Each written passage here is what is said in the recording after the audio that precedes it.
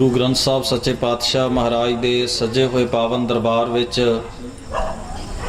जुड़ बैठे सतगुरु दे प्यार वाले सत संगी जनों, आओ सब तो पहला गुरु गोबिंद सिंह साहब महाराज की बख्शिश की हुई फतेह सारी संगत बुलंद आवाज़ विच सांझी करो। आखो जी वाहिगुरु जी का खालसा वाहिगुरु जी की फतेह।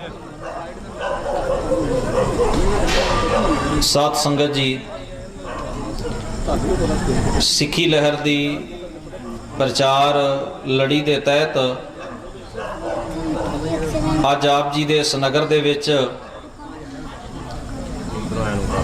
इस शाम का समागम धन गुरु ग्रंथ साहब महाराज की पावन पवित्र हजूरी दे विच आरंभ किया गया है, जिस विच सत्कारयोग वीरां ने इतिहासक प्रसंग कविश्री जथे ने सानू सुनाउण दा बहुत वड्डा हिम्मत भरिया उपराला किया है। उपरंत प्यारे बच्चों ने कवितावां लैक्चर इन्हां चीज़ां दे राही साडे नाल विचारां दी सांझ बनाई है। सब तो पहली बेनती तो मैं ये करांगा कि स्पीकर की आवाज़ तकरीबन सारे पिंड विच जा रही है ते संगत जिन्हां दे मन अंदर चाओ है कि असी गुरु ग्रंथ साहब महाराज जी की पावन गोद विच बैठ के बाणी दियां विचारां श्रवण करिए, वो गुरु प्यार वाले दूरों चल के भी समय सिर आप जी के पिंड विच पहुँच गए हैं गुरुद्वारा साहब। पर अफसोस की बात है कि नगर निवासियों ने शायद अजे स्पीकर की आवाज़ नहीं सुनी, या कोई होर वजह हो सकती है, क्योंकि दिन भी कुछ खाण पीण दे चल रहे हैं, इस करके भी मुश्किल पेश आ सकती है। पर मैनू नहीं लगता कि बीबियां भी इस खाण पीण विच शामिल हो सकदियां ने। उन्हां दे चरनां विच मेरी बेनती जरूर है कि छेती तो छेती आप जी अपने घरां दे काम संकोचदिया होया कुछ वक्त कुछ समा कढो अते धन गुरु ग्रंथ साहब महाराज के पावन चरनां विच गुरुद्वारा साहब विच जरूर पहुंचो जी, ताकि जिहड़े समागम प्रबंधक वीरां ने उलीके हन, सेवादारां ने बड़ी दौड़ भज करके आप जी दे नगर दे वीरां ने, गुरमत प्रचार केंद्र सरियाली दे वीरां ने ये जो प्रोग्राम आरंभ किया है, तुसी हाज़री भरोगे, गुरु ग्रंथ साहब महाराज की पावन बाणी की विचार सुनोगे, उन्हां दी ये घालना जिहड़ी है सफल होवेगी, थाएं पएगी। क्योंकि इस दे पिछे कोई मकसद मेला लाउण दा नहीं, इस दे पिछे मकसद इको ही है भी आपां रल मिल के गुरु ग्रंथ साहब महाराज की पावन बाणी की विचारधारा नाल गुरु ग्रंथ साहब जी सानू की उपदेश बख्शिश करते हैं, इस नाल आपां रल मिल के सांझ बना सकीए, ताकि जिन्हां गल्लां तो असी पछड़ गए हाँ, जिन्हां गल्लां तो असी अवेसले हाँ, जिन्हां गल्लां तो असी बेखबर हाँ, गुरु ग्रंथ साहब महाराज की पावन बाणी विच जुड़ बैठ के महाराज की पावन बाणी की विचार करदियां होयां असी उन्हां विचारां नूं समझ सकीए कि सतगुरु जी का साडे जीवन नूं सवारण वास्ते की महान उपदेश है। गुरु के प्यार वालिओ, आप जी ने प्यारे बच्चों पासों कवितावां ते लैक्चर श्रवण किए हैं। गुरमत प्रचार केंद्र के वीरां ने उचेचे तौर उत्ते इन्हां नूं तैयारी करवाई है। ये गल्लां इन्हां बच्चों ने याद कीतियां हन, पर जिहड़ी गल याद कीती है सुभावक है सारी जिंदगी ये मन विच रहेगी।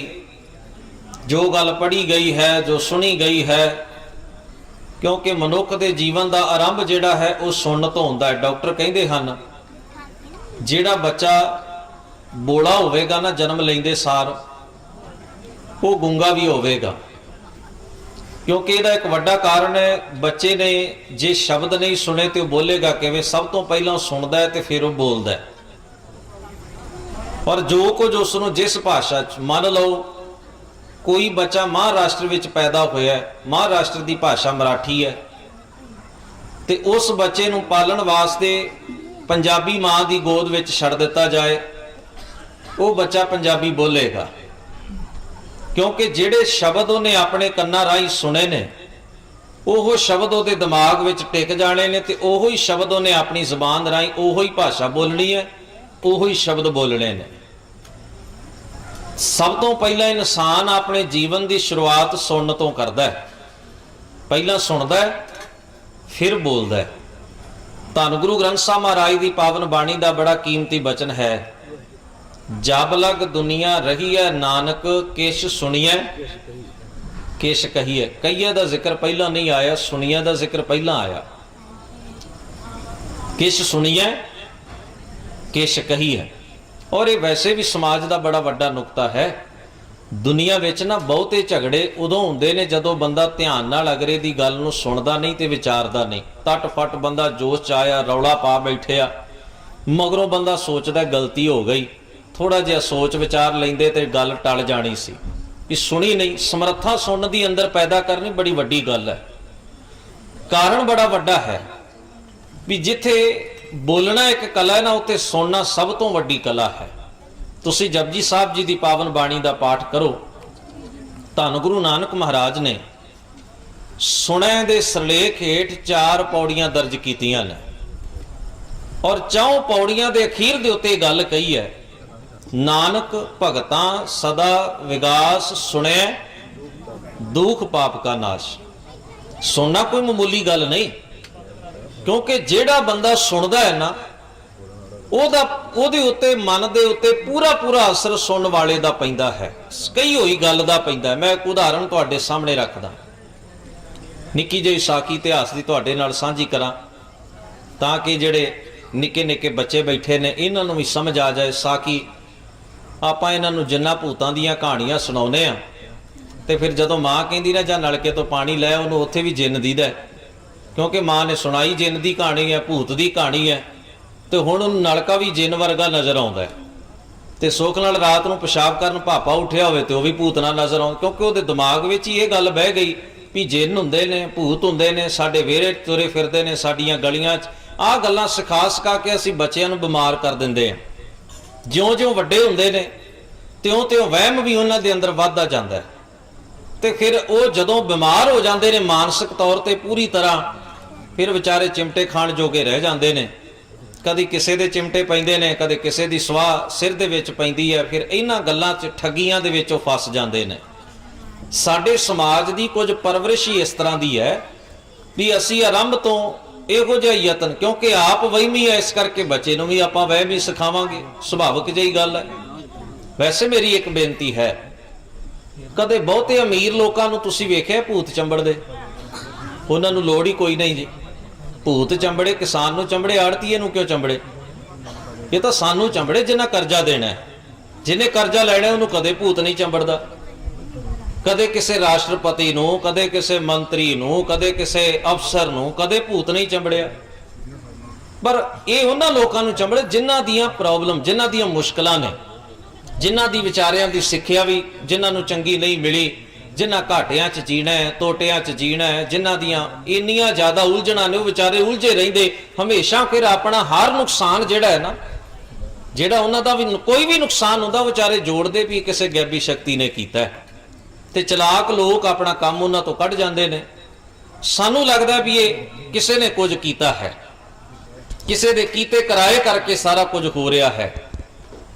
ਮੈਂ ਬੇਨਤੀ ਕਰਾਂ, ਧੰਨ ਧੰਨ ਸਤਿਗੁਰੂ ਗੁਰੂ ਨਾਨਕ ਮਹਾਰਾਜ ਸੱਚੇ ਪਾਤਸ਼ਾਹ ਜਿਸ ਵੇਲੇ ਐਮਨਾਬਾਦ ਗਏ, ਐਮਨਾਬਾਦ ਵਿੱਚ ਉਸ ਵੇਲੇ ਭਾਰਤ ਵਿੱਚ ਨਾ ਪਹਿਲਾਂ ਪਠਾਣਾਂ ਦਾ ਰਾਜ ਸੀ, ਫਿਰ ਮੁਗਲਾਂ ਦਾ ਰਾਜ ਆਇਆ।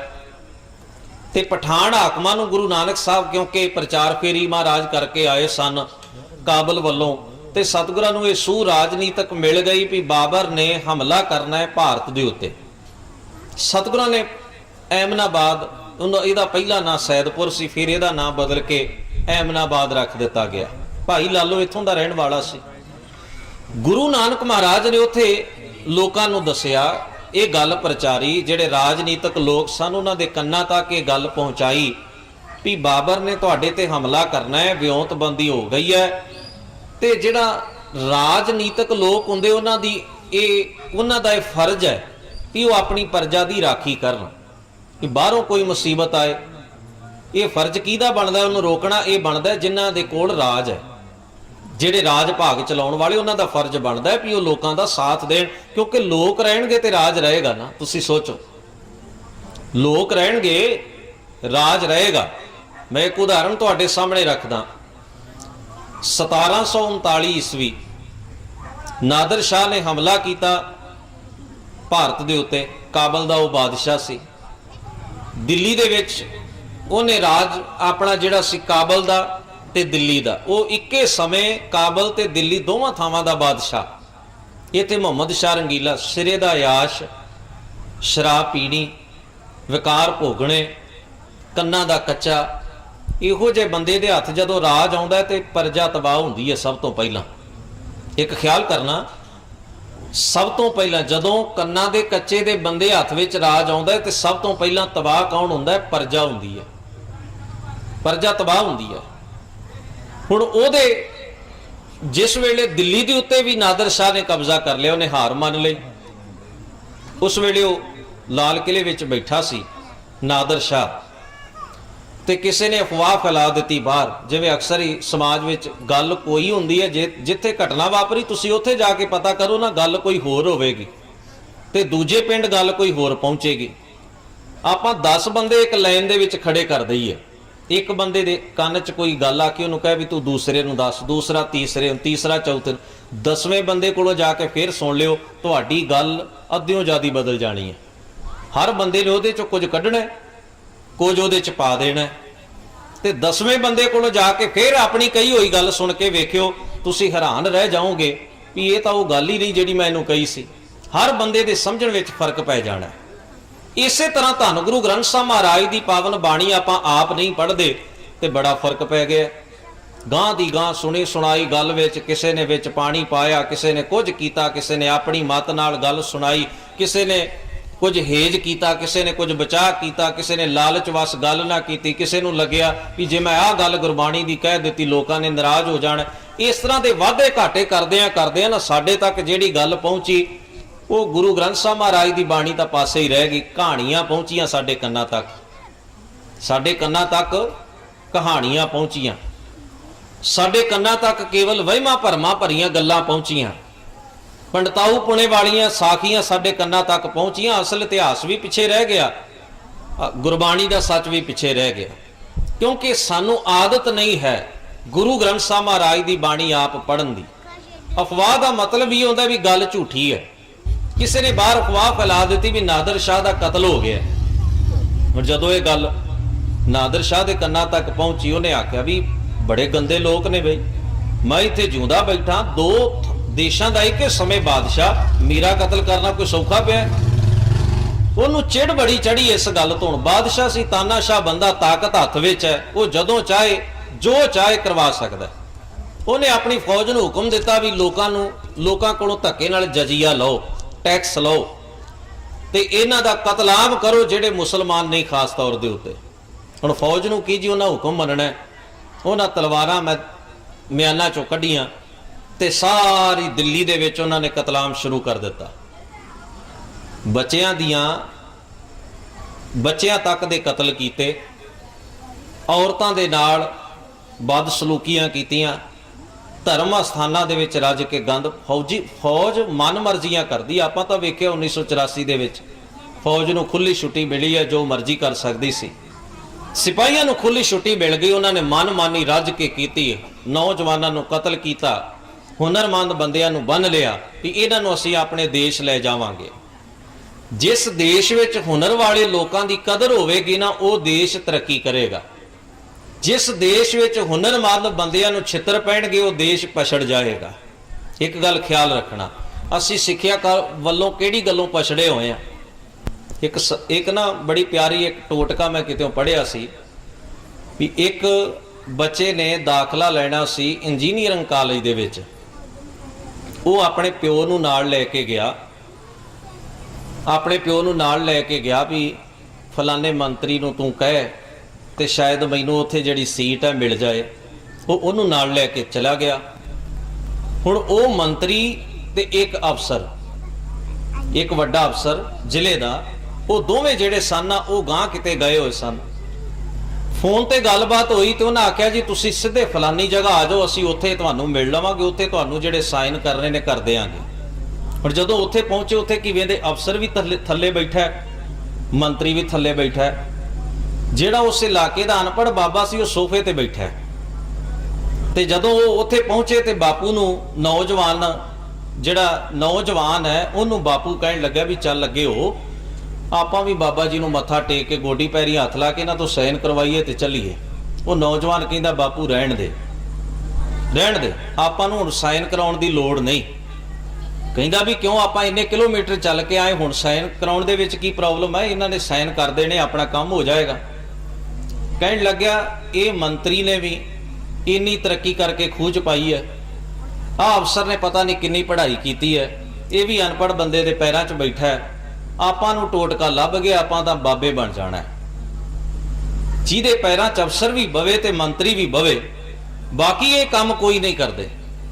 जे ईमानदारी नाल अपना काम करना, ये अपने दफ्तर विच बैठे ही धर्म कमा सकते हैं। जे ईमानदारी नाल अपनी ड्यूटियां करन ते ये गुरु नानक दी नज़र विच कबूल पै सकते। पर ये विचारे ये आप बेईमानी की जिन्हें किरत करनी है, किसी के पैरों में बैठे ने, गोडी पैरी ये हथ ला रहा है, आपां नू टोटका आपां जरूर डांगा खानियां ने पढ़ लिख के। इंजीनियर मैं कर भी लई, मैनू नौकरी कौन देगा, अगले लाले अगली चिंता वखरी है कि तू इन्ना पैसा ला भी देगा जमीन वेच के, पर जे मैं पढ़ भी गया तो गारंटी फिर कोई नहीं भी नौकरी मिले, फिर इन्हां दे गोडी पैरी हथ लाउणा पैणा, इन्हां नू पैसा चढ़ाउणा पैणा, आपां नू टोटका लग पिया, आपां तां बाबे बन जाना। ये पढ़े लिखे अफसर मेरे पैरां च ब्याह करनगे, ये मंत्री मेरे को हाजरी भरन आया करेगा, अपना काला पैसा मेरे राही चिट्टा करेगा, सफेद करेगा, मैं ये पापां ते पर्दा पाया करांगा। लोग जदों मैं ये नाल खलोया करांगा ना, खास पहरावे लोग भुल जाणगे। धन गुरु ग्रंथ साहब महाराज सच्चे पातशाह की पावन बाणी नू पढ़िए, देखा देखी सब करे मन मुख बूझ ना पाए। समाज जदों इहो जिहा हो जाए उस वेले समाज पछड़ जाता है, पिछां नूं तुर पैंदा है। दुनिया उस वेले दुखां दे सागरां विच डुੱਬ जाती है जदों वो केवल वेखा वेखी काम करने शुरू कर दे, अपनी बुद्धि तो काम ना लवे, सोचना छड़ देवे, अपने इतिहास तो कोई सेध ना लवे। साडे कोल वेखो धन गुरु ग्रंथ साहब महाराज वर्गा महान खजाना होने के बावजूद भी आपां लोकां कोलों पुछना पवा रहे, कदे यतन नहीं करते भी गुरु ग्रंथ साहब की कहिंदे ने। कि जिन्हों मैं 20 साल मत्था टेकिया, जिन्हों 40 साल हो गए मत्था टेकिया, परिक्रमा की, उस गुरु नूं भी ते मैं पुछ लवां ना, सच्चे पातशाह मेरी इस रोग दा, मेरी इस मुश्किल दा, मेरी इस उलझण दा हल की है, उन्होंने भी ते पुछना बनता है ना। हुण ख्याल करियो, हुनरमंद बंदे सारे बन ले भी इन्हों असी अपने देश ले जाना है, बाकियां दा कतलाम किया। नादर शाह बैठा होया सी, शहर के पतवंते लोग इकट्ठे होए, उन्होंने आके जिहड़ा नादर शाह दा वड्डा वजीर सी उन्होंने आके कहा जी जनाब सानू बचाओ, साडा शहर उजड़ गया, इत्थे ते परिंदा पर नहीं मारदा, कल दी इन्नी कतलाम हो रही है, जे ये लोग ही बेचारे ना रहे तो तुसी राज काहदे ते लाशां ते करना है, लोकां नूं जिउंदे रखोगे तो राज करोगे ना। हुण वजीर बड़ा सियाणा सी, उन्हें कहा भी साडे बादशाह दा मिजाज बड़ा गुस्सैला, जदों ये गुस्से च आ जांदा फिर इहदे लागे जाना किसी दी हिम्मत नहीं, जिन्ना चिर ठंडा नहीं हो जाता उन्ना चिर मैं गल नहीं कर सकता, पर हुण क्योंकि लोकां दी जिंदगी दा मसला है, चलो मैं जाके इन्हां नाल गल करदा। उन्हें 2 गल्लां कहियां। सियाणा सी ना, वजीर दा मतलब ही वैसे ये हुंदा है भी जिहड़ा सलाह दिंदा है, हर काम दे विच सलाह देवे, ते जे वजीर माड़ा होवे ते सलाहां इहो जिहियां देण लग पए, बादशाह दा दिमाग पुठा हो जांदा है। जे सलाहां चंगियां मिलण लग पैण ते राज विभाग दा काम भी बड़ा सोहना चलण लग पैंदा है। ये ते सलाहकारां ते भी बड़ी गल डिपेंड हुंदी है भी जे सलाहकार चंगा है काम सोहना चलेगा, जे सलाहकार माड़ा है सारे घर दा पट्ठा बह जाएगा। हुण ख्याल रखना, उन्हें 2 गल्लां जाके कही, कहण लग्या बादशाह सलामत, कल दा तुसीं हुक्म कीता बड़ी कतलाम हो गई है ते साडे सिपाहियां नूं हुण कोई जिउंदा बंदा भी नहीं मिल रहा, जे तुहाडी आग्या होवे ते मुर्दियां च जान पा के आपां दोबारा कतल करने शुरू करिए, जिन्ना चिर तुहाडा मिजाज ठंडा नहीं हो जाता आपां काम जारी रखांगे। उन्हें गल भी कह दी ते जता भी दिता भी इन्ने बंदे मारे जा चुके ने, तुहाडी एक गल नाल कुछ होश करो, ते दूसरी गल ये भी कह दी ਵੀ ਜਨਾਬ ਤੁਹਾਡੀ ਖਿਦਮਤ ਵਿੱਚ ਦੂਸਰੀ ਅਰਜ਼ ਇਹ ਹੈ, ਦੂਸਰੀ ਬੇਨਤੀ ਇਹ ਹੈ ਕਿ ਜੇ ਪਰਜਾ ਨਾ ਰਹੀ ਤੇ ਤੁਸੀਂ ਸੋਚੋ ਵੀ ਆਪਾਂ ਰਾਜ ਕਿਹਨਾਂ ਤੇ, ਕਬਰਸਤਾਨ ਤੇ ਕਰਨਾ ਹੈ ਕਿ ਸ਼ਮਸ਼ਾਨ ਭੂਮੀ ਤੇ ਕਰਨਾ ਹੈ। ਇਹਨਾਂ ਲੋਕਾਂ ਨੇ ਟੈਕਸ ਦੇਣਾ ਹੈ, ਇਹਨਾਂ ਲੋਕਾਂ ਨੇ ਹਲ ਚਲਾਉਣੇ ਨੇ, ਇਹਨਾਂ ਨੇ ਭਾਂਡੇ ਬਣਾਉਣੇ ਨੇ, ਇਹਨਾਂ ਲੋਕਾਂ ਨੇ ਕੱਪੜਾ ਬੁਣਨਾ ਹੈ, ਇਹਨਾਂ ਲੋਕਾਂ ਵਪਾਰ ਕਰਨਾ ਹੈ, ਇਹਨਾਂ ਦੇ ਕੋਲੋਂ ਆਪਾਂ ਪੈਸਾ ਲੈ ਕੇ ਇਹ ਰਾਜ ਭਾਗ ਚਲਾਉਣਾ ਹੈ। ਜੇ ਲੋਕ ਹੀ ਜਿਉਂਦੇ ਨਾ ਰਹੇ ਤੇ ਤੁਸੀਂ ਰਾਜ ਕਾਹਦੇ ਤੇ ਕਰੋਗੇ? ਉਹਦੀ ਰਾਜਨੀਤੀ ਦਾ ਵੇਖੋ ਕਿੰਨਾ ਸਿਆਣਾ ਗੁਰ ਹੈ, ਕਿੰਨਾ ਕੀਮਤੀ ਨੁਕਤਾ ਹੈ, ਕਿੰਨਾ ਕੀਮਤੀ। ਬਗਦਾਦ ਸ਼ਹਿਰ ਵਸਾਇਆ ਇੱਕ ਰਾਜੇ ਨੇ, ਉਹਦਾ ਨਾਂ ਸੀ ਨੌਸ਼ੇਰਵਾਂ। ਉਹਦੀ ਫੌਜ ਜਾ ਰਹੀ ਸੀ, ਲੰਗਰ ਵਾਸਤੇ ਰਸਦ ਦੀ, ਲੂਣ ਦੀ ਲੋੜ ਪਈ ਤੇ ਉਹਨੇ ਇੱਕ ਵਪਾਰੀ ਕੋਲੋਂ ਲੂਣ ਲੈਣ ਵਾਸਤੇ ਸਿਪਾਹੀ ਘੱਲੇ ਵੀ ਜਾਓ ਉਥੋਂ ਲੈ ਆਓ। ਉਹ ਜਦੋਂ ਲੂਣ ਲੈ ਕੇ ਵਾਪਸ ਆਏ ਤਾਂ ਪੁੱਛਿਆ ਵੀ ਕੀਮਤ ਅਦਾ ਕੀਤੀ ਹੈ? ਕਹਿਣ ਲੱਗੇ ਜੀ ਉਹਨੇ ਪੈਸੇ ਹੀ ਨਹੀਂ ਲਏ, ਉਹਨੇ ਪੈਸੇ ਨਹੀਂ ਲਏ। ਉਹਨੂੰ ਸੱਦਿਆ, ਉਸ ਵਪਾਰੀ ਨੂੰ, ਉਸ ਸੇਠ ਨੂੰ ਸੱਦਿਆ, ਉਸ ਤਜਾਰਤੀ ਨੂੰ ਸੱਦਿਆ ਨੌਸ਼ੇਰਵਾਂ ਨੇ ਵੀ ਤੂੰ ਪੈਸੇ ਕਿਉਂ ਨਹੀਂ ਲੈ? ਕਹਿਣ ਲੱਗਿਆ ਜੀ ਤੁਸੀਂ ਇੰਨੇ ਸਖੀ ਸਾਡੀ ਪਾਲਣਾ ਕਰਦੇ ਹੋ, ਬੜੇ ਨੇਕ ਦਿਲ ਹੋ, ਤੇ ਮੇਰਾ ਵੀ ਤਾਂ ਫਰਜ਼ ਬਣਦਾ ਮੈਂ ਤੁਹਾਡੀ ਸੇਵਾ ਕਰਾਂ, ਤੇ ਜੇ ਮੈਂ ਲੂਣ ਦੇ ਪੈਸੇ ਨਹੀਂ ਲਏ ਤੇ ਮੈਂ ਕੋਈ ਆਸਾਨ ਨਹੀਂ ਕੀਤਾ। ਇਹ ਮੇਰੇ ਮਨ ਦੀ ਖੁਸ਼ੀ ਹੈ ਵੀ ਇੰਨੇ ਚੰਗੇ ਬਾਦਸ਼ਾਹ ਦੀ ਫੌਜ ਨੇ ਲੰਗਰ ਛਕਣਾ ਤੇ ਮੈਂ ਲੂਣ ਦੇ ਪੈਸੇ ਲਵਾਂ, ਮੈਨੂੰ ਚੰਗਾ ਨਹੀਂ ਲੱਗਿਆ। ਨੌਸ਼ੇਰਵਾਂ ਨੇ ਉਹਨੂੰ ਜ਼ਬਰਦਸਤੀ ਪੈਸੇ ਦਿੱਤੇ ਤੇ ਨਾਲ ਇੱਕ ਗੱਲ ਆਖੀ, ਕਹਿਣ ਲੱਗਿਆ ਜਿਸ ਬਾਦਸ਼ਾਹ ਦਾ, ਜਿਹੜਾ ਬਾਦਸ਼ਾਹ ਆਪ ਕਿਸੇ ਬਾਗ ਵਿੱਚੋਂ ਇੱਕ ਪੱਤਾ ਤੋੜ ਦੇਵੇ ਨਾ, ਇੱਕ ਪੱਤਾ, ਉਹਦੀ ਫੌਜ ਸਾਰਾ ਬਾਗ ਉਜਾੜ ਦਿੰਦੀ ਹੈ। ਜਿਹੜਾ ਬਾਦਸ਼ਾਹ ਇੱਕ ਬਾਗ ਚੋਂ ਇੱਕ ਪੱਤਾ ਵੀ ਤੋੜੇ ਨਾ, ਇੱਕ ਫਲ ਵੀ ਤੋੜੇ, ਉਹਦੀ ਫੌਜ ਆਪ ਮੁਹਾਰੀ ਉਹਦਾ ਬਾਗ ਉਜਾੜ ਦਿੰਦੀ ਹੈ। ਇਸ ਕਰਕੇ ਬਾਦਸ਼ਾਹ ਨੂੰ ਬੜਾ ਜ਼ਬਤ ਵਾਲਾ ਹੋਣਾ ਚਾਹੀਦਾ ਹੈ, ਬਾਦਸ਼ਾਹ ਨੂੰ ਬੜਾ ਨਿਯਮ ਦੇ ਵਿੱਚ ਰਹਿਣਾ ਚਾਹੀਦਾ ਹੈ। ਭਾਵ ਆਗੂ ਦੇ ਵਿੱਚ ਜਿੰਨੇ ਗੁਣ ਹੋਣਗੇ ਨਾ, ਮਗਰ ਲੱਗਣ ਵਾਲੇ ਉਹਨਾਂ ਗੁਣਾਂ ਨੂੰ, ਜਥਾ ਰਾਜਾ ਤਥਾ ਪ੍ਰਜਾ, ਜਿਹੋ ਜਿਹੇ ਅੱਗੇ ਲੱਗਣ ਵਾਲੇ ਉਹ ਜਿਹੇ ਮਗਰ ਲੱਗਣ ਵਾਲੇ। ਜੇ ਅਗਲੇ ਬੰਦੇ 'ਚ ਹੀ ਇਹੋ ਜਿਹੀਆਂ ਕਮੀਆਂ ਨੇ ਤੇ ਮਗਰ ਲੱਗਣ ਵਾਲਾ ਕੀ ਕਰੇਗਾ? ਤੁਸੀਂ ਜੇ ਅਗਲੇਰਾ ਬੰਦਾ ਹੀ ਲੋਟੂ ਹੋਵੇ ਜਿਹਨੂੰ ਆਪਾਂ ਆਗੂ ਮੰਨ ਲਏ, ਤੇ ਮਗਰ ਲੱਗਣ ਵਾਲੇ ਦਾ ਕੀ ਹਾਲ ਹੋਏਗਾ? ਉਹ ਤਾਂ ਫਿਰ ਬੇਮੁਹਾਰੇ ਹੋ ਜਾਣਗੇ ਲੋਕ। ਇਹ ਰਾਜਨੀਤੀ ਦਾ ਗੁਰ ਹੈ, ਪਰ ਇਹ ਸਾਡੇ ਦੇਸ਼ ਵਿੱਚ ਨਹੀਂ ਚੱਲਦਾ। ਇਹੋ ਜਿਹੇ ਗੁਰਾਂ ਦਾ ਅਸੀਂ ਚਾਰ ਪਾਉਣਾ, ਕਿਉਂਕਿ ਇੱਥੇ ਤਾਂ ਸਾਨੂੰ ਲੁੱਟ ਖਸੁੱਟ ਤੋਂ ਹੀ ਸਮਾਂ ਨਹੀਂ ਮਿਲਦਾ। ਹਰ ਬੰਦਾ ਆਪਣੇ ਹੱਥ ਰੰਗਣ ਤੇ ਬੈਠਾ ਹੋਇਆ, ਭਾਵੇਂ ਉਹ ਧਾਰਮਿਕ ਬੰਦਾ ਹੈ, ਭਾਵੇਂ ਉਹ ਰਾਜਨੀਤਿਕ ਬੰਦਾ ਹੈ। ਸਾਨੂੰ ਸਿਆਣਪ ਨਹੀਂ ਚਾਹੀਦੀ, ਸਾਨੂੰ ਪਿਛਲੱਗ ਲੋਕ ਚਾਹੀਦੇ ਨੇ। ਇਸੇ ਕਰਕੇ ਅਸੀਂ ਬਹੁਤ ਪਛੜੇ ਹੋਏ। ਵੇਖੋ ਸਾਡੇ ਦੇਸ਼ ਵਿੱਚ ਧਾਰਮਿਕ ਬੰਦੇ ਕਿੰਨੇ ਪੈਦਾ ਹੋਏ, ਪਰ ਸਾਡਾ ਦੇਸ਼ ਕਿੰਨਾ ਕੁ ਧਾਰਮਿਕ ਹੈ ਤੁਸੀਂ ਅੰਦਾਜ਼ਾ ਲਾ ਕੇ ਵੇਖ ਲਓ। ਸਾਡੇ ਦੇਸ਼ ਵਿੱਚ ਕਿੰਨੇ ਧਾਰਮਿਕ ਲੋਕ ਪੈਦਾ ਹੋਏ ਨੇ, ਕਿੰਨੇ ਧਰਮ ਸਥਾਨ ਨੇ, ਇਹਨੇ ਕਿਸੇ ਦੇਸ਼ ਵਿੱਚ ਨਹੀਂ। ਪਰ ਅਸੀਂ ਕਿੰਨੇ ਕੁ ਧਾਰਮਿਕ ਆ, ਕਿੰਨੀ ਕੁ ਇਮਾਨਦਾਰੀ ਸਾਡੇ ਅੰਦਰ ਹੈ, ਕਿੰਨਾ ਕੁ ਧਰਮ ਸਾਡੇ ਅੰਦਰ ਹੈ, ਕਿੰਨਾ ਕੁ ਇੱਕ ਦੂਜੇ ਤੇ ਵਿਸ਼ਵਾਸ ਅਸੀਂ ਕਰ ਸਕਦੇ ਹਾਂ, ਇਹ ਤਾਂ ਆਪਾਂ ਸਾਰੇ ਹੀ ਜਾਣਦੇ ਹਾਂ। ਇਹ ਤਾਂ ਗੱਲ ਕਹਿਣ ਦੀ ਲੋੜ ਹੀ ਕੋਈ ਨਹੀਂ। ਇਹਦਾ ਮਤਲਬ ਹੈ ਅਸੀਂ ਕੇਵਲ ਦੇਖਾ ਦੇਖੀ ਦੇ ਧਰਮ ਕਰਮ ਕਰਨ ਤੇ ਵਿਸ਼ਵਾਸ ਰੱਖਦੇ ਹਾਂ, ਜਿਹੜੀ ਗੱਲ ਤੋਂ ਗੁਰਬਾਣੀ ਨੇ ਵਰਜਿਆ, ਪਰ ਧਾਰਮਿਕ ਬਣਨ ਵਾਸਤੇ ਅਸੀਂ ਤਿਆਰ ਨਹੀਂ ਹੁੰਦੇ। ਰੱਬ ਰੱਬ ਕਹਿ ਲੈਣਾ ਵੱਖਰੀ ਗੱਲ ਹੈ, ਪਰ ਰੱਬ ਦਾ ਅਦਬ ਮਨ ਵਿੱਚ ਰੱਖਣਾ ਇਹ ਵੱਖਰੀ ਗੱਲ ਹੈ। ਜਿੰਨਾ ਚਿਰ ਰੱਬ ਦਾ ਅਦਬ ਮਨ ਵਿੱਚ ਨਹੀਂ ਆਉਂਦਾ, ਨਾਨਕ ਨਾਉ ਖੁਦਾਏ ਕਾ, ਨਾਨਕ ਨਾਉ ਖੁਦਾਏ ਕਾ ਦਿਲ ਹਛੈ ਮੁਖ ਲੇਹੋ। ਹੁਣ ਗੁਰੂ ਨੇ ਪਹਿਲਾਂ ਗੱਲ ਦਿਲ ਦੀ ਕੀਤੀ ਹੈ। ਇਹਦੇ ਦਿਲ ਵਿੱਚ ਕੋੜ ਹੈ ਤੇ ਤੂੰ ਜ਼ੁਬਾਨ ਤੋਂ ਰੱਬ ਰੱਬ ਕਹੀ ਵੀ ਜਾਏ ਤੇ ਤਾਂ ਕੇਵਲ ਕਬੂਤਰ ਫਸਾਉਣ ਵਾਲੀ ਗੱਲ ਹੈ, ਵੀ ਚੋਗਾ ਪਾਉਣ ਵਾਲੀ, ਵੀ ਤੇਰੀ ਜ਼ੁਬਾਨ ਦੇ ਬੋਲਣ ਨਾਲ ਲੋਕ ਫਸ ਜਾਣ ਵੀ ਬੜਾ ਧਾਰਮਿਕ ਹੈ, ਤੇ ਜਦੋਂ ਫਸ ਗਏ ਉਦੋਂ ਹਲਾਲ ਕਰ ਸੁੱਟੇਗਾ। ਨਾਨਕ ਨਾਉ ਖੁਦਾਏ ਕਾ ਦਿਲ ਹਛੈ ਮੁਖ ਲੇਹੋ। ਦਿਲ ਸਾਫ਼ ਰੱਖ ਤੇ ਫੇਰ ਰੱਬ ਕਹੇ। ਤੇ ਇਹੋ ਜੇ ਕਹਿਣ ਦੇ, ਇਹੋ ਜਿਹਾ ਇੱਕ ਵਾਰ ਵੀ ਕਿਹਾ ਹੋਇਆ ਨਾ, ਬਹੁਤ ਕੀਮਤ ਰੱਖਦਾ ਹੈ। ਇਹੋ ਜਿਹਾ ਇੱਕ ਵਾਰ ਵੀ ਕਿਹਾ ਹੋਇਆ ਤੈਨੂੰ ਰੱਬ ਦੇ ਨੇੜੇ ਕਰਦਾ ਹੈ।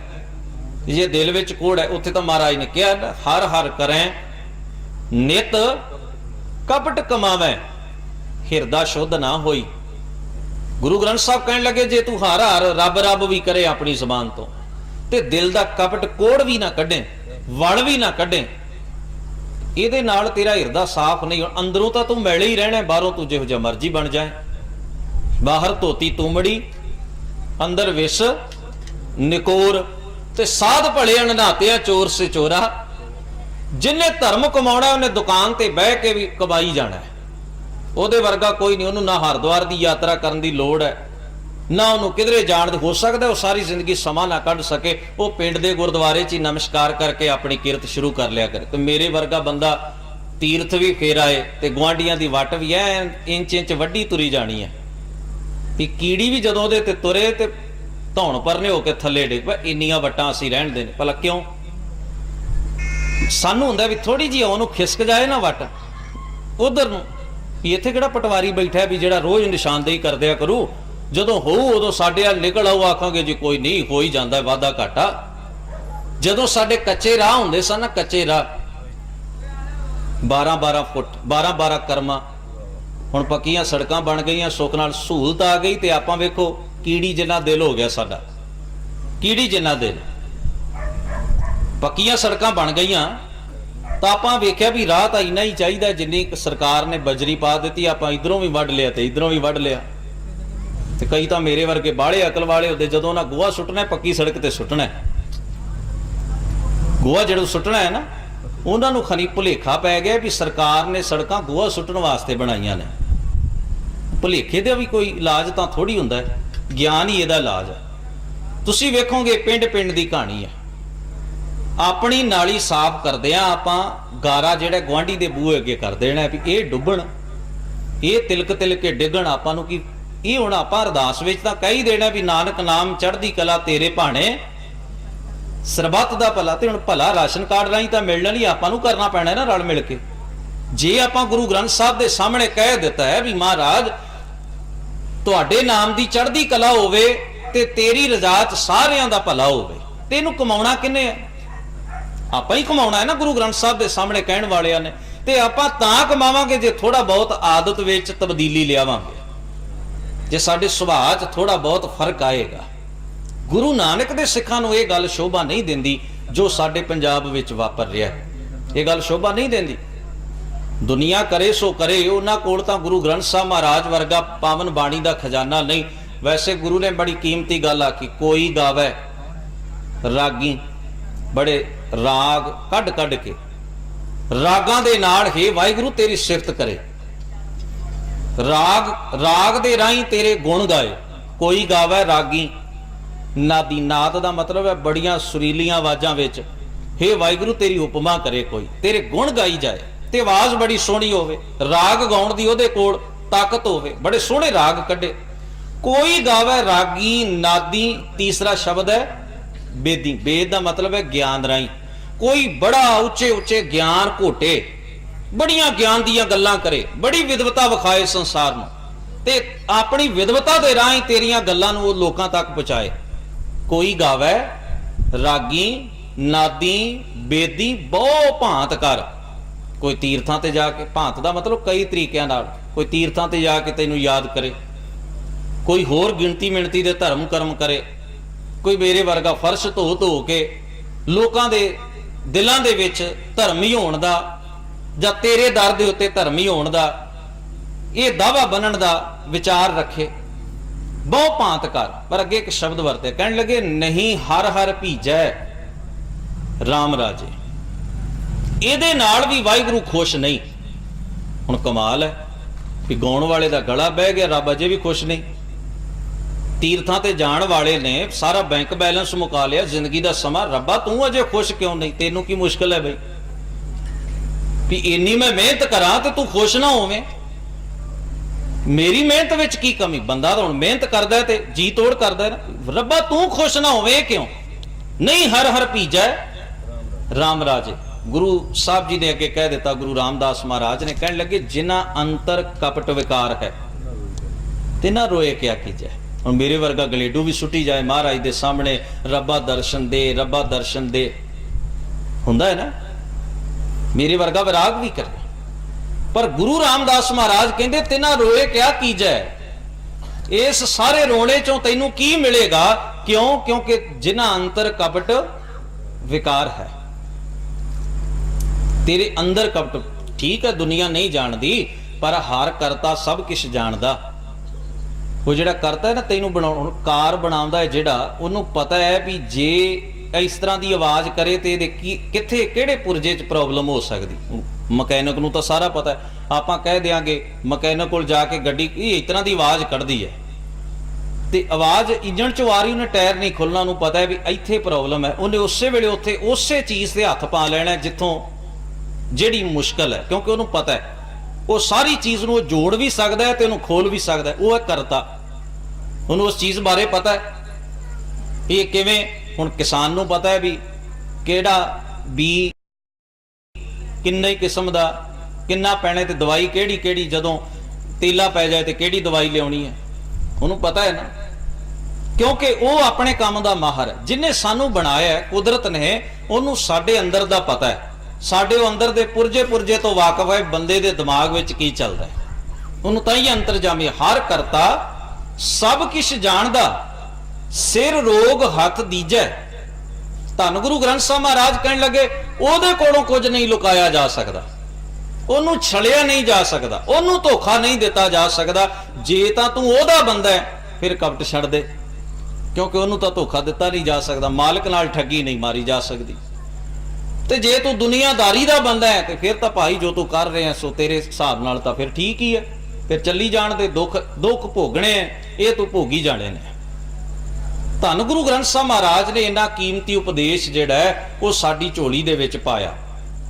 ਹੁਣ ਪਹਿਲਾ ਸ਼ਬਦ ਕੀ ਵਰਤਿਆ ਵੀ ਸੁਣਨਾ, ਜੇ ਸੁਣਨਾ ਬੰਦੇ ਦਾ ਸੁਚੱਜਾ ਹੋਵੇਗਾ, ਬੋਲਣਾ ਵੀ ਹੌਲੀ ਹੌਲੀ ਸੁਚੱਜਾ ਹੋ ਜਾਏਗਾ, ਹੌਲੀ ਹੌਲੀ ਬੋਲਣਾ ਵੀ ਸੁਚੱਜਾ। ਜੇ ਸੁਣਨਾ ਬੰਦੇ ਦਾ ਸੁਚੱਜਾ ਹੋਵੇ, ਧੰਨ ਗੁਰੂ ਨਾਨਕ ਮਹਾਰਾਜ ਦਾ ਪਾਵਨ ਉਪਦੇਸ਼ ਭਾਈ ਜੋਧ ਕੋਲੋਂ ਸੁਣਿਆ। ਭਾਈ ਲਹਿਣੇ ਨੇ ਖੂਹ ਤੇ ਨਹਾਉਣ ਵਾਸਤੇ ਗਿਆ ਸੀ, ਖੂਹ ਤੇ ਨਹਾਉਣ ਵਾਸਤੇ, ਕਿਉਂਕਿ ਕੋਈ ਖੂਹ ਹੁੰਦੇ ਸਨ, ਇੱਕ ਪਿੰਡ 'ਚ ਇੱਕ ਖੂਹ ਹੋਣਾ।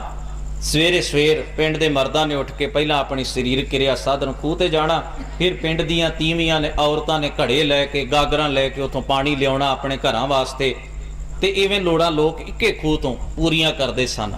ਇਹ ਵੀ ਇੱਕ ਕਾਰਨ ਸੀ ਵੀ ਲੋਕਾਂ 'ਚ ਭਾਈਚਾਰਾ ਆਪਸ ਵਿੱਚ ਬੜਾ ਸੀ। ਗੁਰਦੁਆਰਿਆਂ ਧਰਮਸ਼ਾਲਾ 'ਚ ਲੋਕਾਂ ਇਕੱਠਿਆਂ ਹੋਣਾ, ਇੱਕ ਖੂਹ ਤੋਂ ਪਾਣੀ ਲਿਆਉਣਾ, ਕਿਸੇ ਦੇ ਵਿਆਹ ਸ਼ਾਦੀ ਹੈ ਮੰਜੇ ਬਿਸਤਰੇ ਇਕੱਠੇ ਕਰਨੇ, ਦੁੱਧ ਵੀ ਸਾਰਿਆਂ ਘਰੋਂ ਆਉਣਾ, ਪ੍ਰਸ਼ਾਦਾ ਪਾਣੀ ਵੀ ਆਪ ਛਕਾਉਣਾ, ਇੱਕ ਭਾਈਚਾਰਾ ਸੀ। ਕਿਸੇ ਦਾ ਦੂਸਰੇ ਤੋਂ ਬਿਨਾ ਸਰਦਾ ਨਹੀਂ ਸੀ। ਸਮੇਂ ਦੇ ਲਿਹਾਜ਼ ਨਾਲ ਅੱਜ ਸਾਧਨ ਅੱਗੇ ਆ ਗਏ ਨੇ, ਹੁਣ ਤਾਂ ਸੁੱਖ ਨਾਲ ਕਈ ਘਰਾਂ 'ਚ ਹੀ ਨਹੀਂ ਪਤਾ ਹੁੰਦਾ ਵੀ ਕਿਹੜਾ ਘਰੇ ਹੈ ਤੇ ਕਿਹੜਾ ਨਹੀਂ ਘਰੇ। ਬੰਦਾ ਇੰਨਾ ਇਕੱਲਾ ਪੈ ਗਿਆ ਆਪਣੇ ਘਰ ਦੇ ਵਿੱਚ, ਉਹਨੂੰ ਕਈ ਵਾਰ ਪੁੱਛਣਾ ਪੈਂਦਾ ਵੀ ਫਲਾਨਾ ਬੰਦਾ ਕੱਲ ਦਾ ਵੇਖਿਆ ਨਹੀਂ ਘਰ ਵਿੱਚ, ਉਹ ਕਿੱਥੇ ਹੈ, ਕਿਉਂਕਿ ਹਰ ਬੰਦਾ ਆਪਣੀ ਆਪਣੀ ਜ਼ਿੰਦਗੀ ਜੀ ਰਿਹਾ, ਇੱਕ ਦੂਸਰੇ ਨਾਲੋਂ ਟੁੱਟ ਗਿਆ।